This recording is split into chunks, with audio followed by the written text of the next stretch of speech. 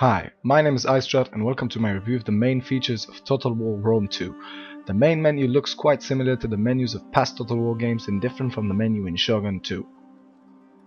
I'd like to start my review with the prologue, which is the game's tutorial in which you conquer Italy as the Romans, fighting against the Samnites, mountain people of central Italy. In the prologue's different levels you will learn how the battles and the campaign map works in Rome 2. In the prologue you take on the role of Silanus, a Roman general who is put in charge by the Senate to defeat the Samnites and retrieve Consul Rutilus, who was taken by the Samnites. Next is the new campaign screen. In Rome 2 there are 7 different cultures which come with the base game. Those who pre-ordered also got the Greek States expansion pack. Each culture contains between 1 to 3 factions for now. Each culture has its special traits, and within each culture, each faction has different traits. Both Rome and Carthage have 3 different factions, which have different traits, but all of them start the game with the same provinces in their control. Each faction has its own starting challenge. The campaign settings haven't changed from former games in the series. In Rome 2, there are 3 different ways to achieve victory in the campaign. Military victory. Hold a large number of settlements, raise or sack a number of settlements, gain control over a number of specific provinces completely and reach a total number of units in your command. Economic victory. Hold a number of settlements, raise or sack a number of settlements, gain complete control over a number of specific provinces, maintain trade with a certain number of factions, hold one of each strategic resource, reach a large income in turn, and own a number of units. Cultural victory. Have complete control over a number of specific provinces through conquest or military alliances. Construct a specific building according to your faction. Have your culture dominant in at least 1 settlement in a total of 50 provinces.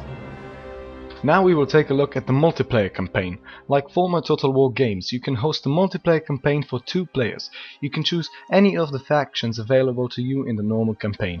2 players can't both choose to play different factions from Rome or Carthage, but can choose 2 different factions from any other culture.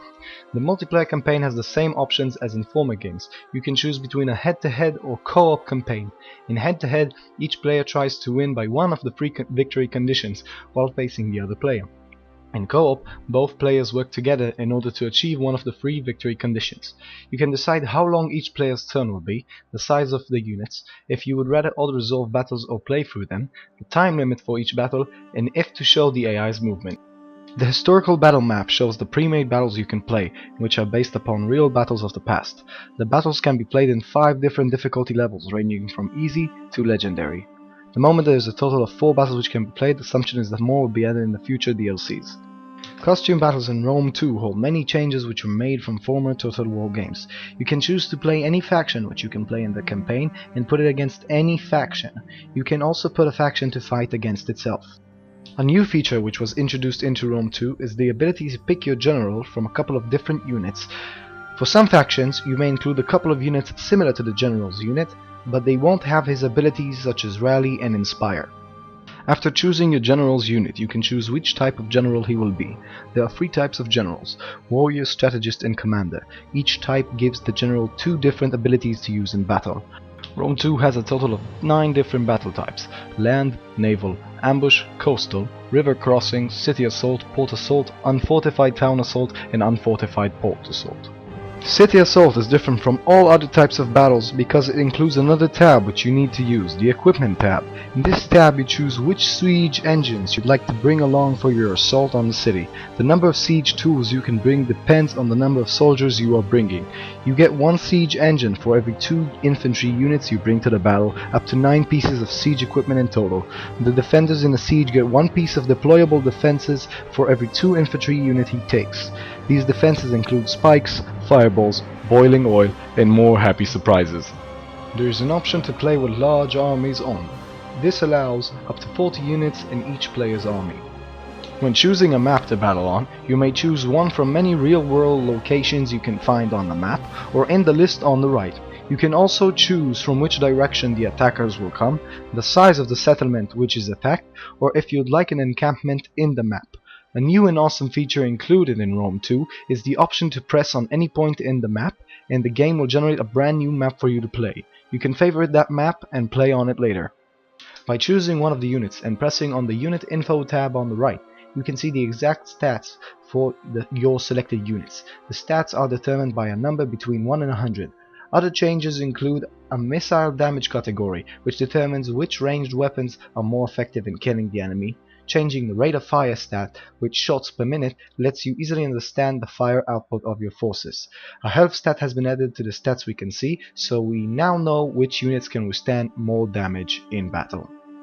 Now I'd like to take a look at the coastal battle option. Please notice that there are 4 players on each team maximum in Rome 2. Coastal battles are a new option added in Rome 2. These battles include both land and naval units on both the defending and attacking team. In these battles, we can determine the weather and the wind in the same way we could in a naval battle. In these battles, ships can also take part and assist the fighting forces on the ground if they wield ranged weapons with a big enough range. In these battles, there is a control point in the middle of the map which the defenders must hold to win the battle. In coastal battles, your general can be a land or naval unit, depending on your own will.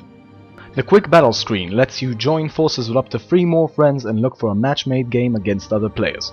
You can check the merge teams option if you like to join a battle of 2 or more players if you are alone or with friends. To join a multiplayer game, you can go to the battle list screen and either host a game or join an already existing lobby. Multiplayer battles work in the same way as custom battles. The game rules is determined by the hosting player. Multiplayer battles can include a mixture of real and AI players. 2 players can pick the same faction in a multiplayer game. The last topic of my review is the in-game Total War Encyclopedia. This encyclopedia holds all the information you might need regarding the game. In the encyclopedia, you can read about the different buildings, units, technologies, characters, skills, factions, regions, and resources you may find in the game. Another cool feature of the encyclopedia are the video tutorials you may find inside of it. Just pick a topic and watch a short and simple video explaining the subject. I hope this review was helpful for you. Feel free to leave a comment if you have any questions, and please give me a rating. Click on one of the annotations if you'd like to see my review of the campaign or the in-game battle. Thanks again for watching.